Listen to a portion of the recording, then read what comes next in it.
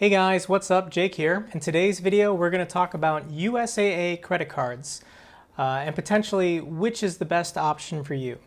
I personally have been banking with USAA for the last 3 years, and I really enjoy their service and customer care.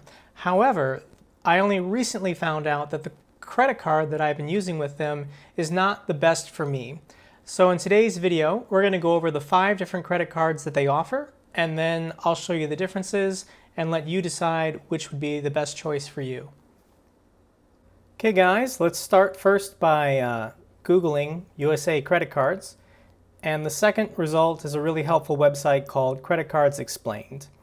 And I took all the information from this site to make a PowerPoint, and I'm going to go through each card and then some examples of positives and negatives. First of all, there's 5 cards currently offered. USAA says they're going to have some more soon, but I couldn't find any information on them. The first one is the Preferred Cash Rewards Visa Signature, then the Rate Advantage Visa Platinum, then the Cashback Rewards Plus American Express, the Rewards Visa Signature, and the Rewards American Express. And they kind of have nicknames: cashback, low APR, everyday spending, sign-up bonus, etc.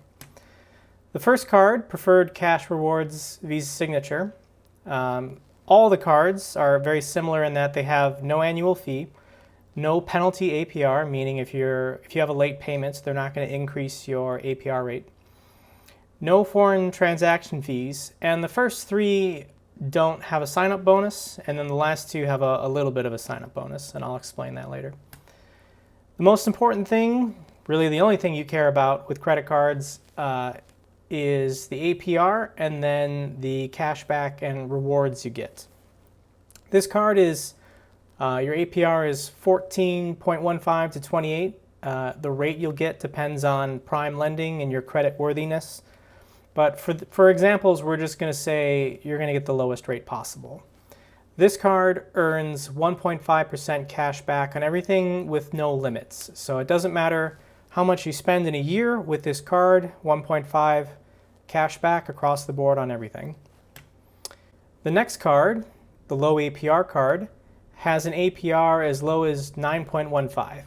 And for a credit card, that's really good. You don't see a rate that low very often. Once again, no penalty APR, no annual fee, no foreign transaction fees, no sign-up bonus. Also, no cash back on anything. Why would USAA do this?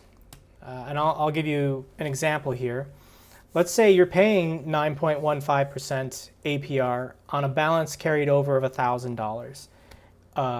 At that rate, you're going to pay about $8 a month in interest, and over the year, it comes out to be about $91.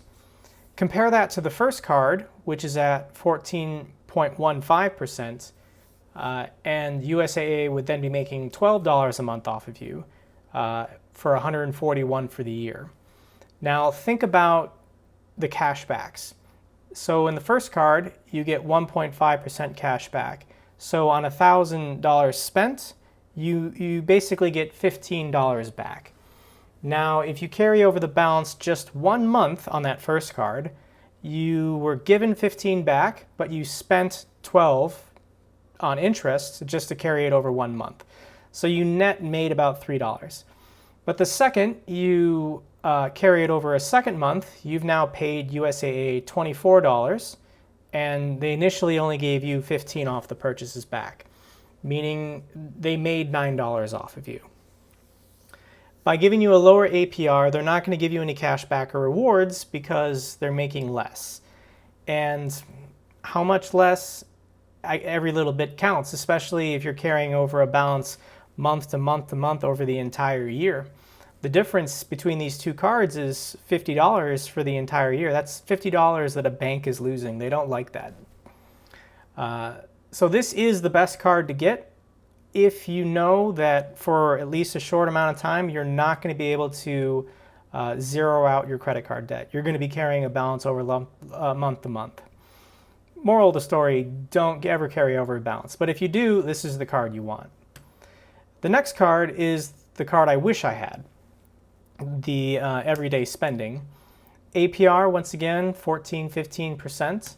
However, this card earns 5% cash back on all gas and 5% on base purchases up to $3,000 a year. So if you go shopping at the commissary or the BX or any of the mini marts on base, you'll get 5% cash back. And the gas is any gas station, not just the gas station on base.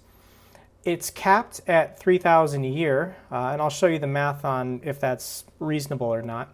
But first, 2% on supermarkets off base, up to $3,000 a year, and then 1% on everything else, no limit.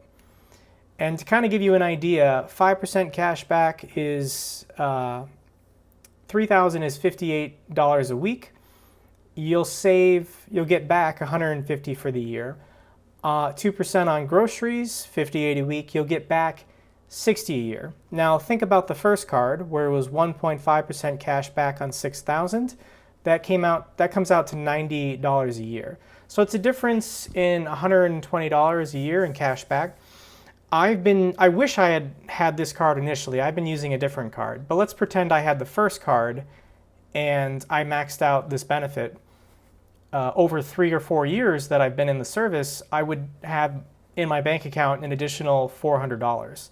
I wish that I knew this going into the service and I had immediately gotten this card. And I've already ordered this card to replace the one I'm currently using. The last two are very similar. The Rewards Visa Signature, this is the card that I have. 12.15% APR. It's a little bit lower than the first and the third card. However, 2x points on gas and dining, 1 on everything else.